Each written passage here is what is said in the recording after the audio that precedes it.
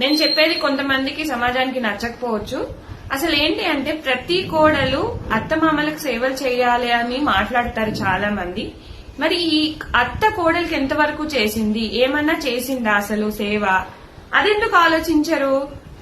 పోని కొడుకుకు చేస్తుంది, కొడుకును బిడ్డను చిన్నప్పటి నుంచి చేస్తుంది కాబట్టి వాళ్ళే సేవలు చేసుకోవాలి, కొడుకు బిడ్డ కోడలు ఎందుకు చేయాలి అనే మాట చాలా మందికి నచ్చదు. కానీ ఒక్కసారి ఆలోచించండి, కోడలికి ఏదైనా హెల్త్ ఇష్యూస్ వచ్చినా, కోడలికి ఏదైనా బాగోకపోయినా తల్లిగారింటికి పంపించేస్తారు, లేదంటే వాళ్ళ మమ్మీ డాడీ వచ్చి చూసుకోవాలి అంతే. ఏదైనా హెల్త్ ఇష్యూస్ వస్తే ఇంకా సూటిపోటి మాటలు, సూటిపోటి చేష్టలు, పట్టించుకోకపోవడం, కోడలికి జర బాగలేకపోయినా కూడా పట్టించుకోకపోవడము.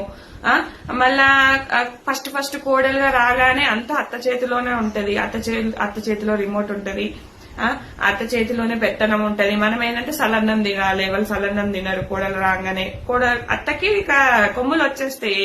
అందరి గురించి కాదు, కొంతమంది గురించి మాట్లాడుతున్నా నేను.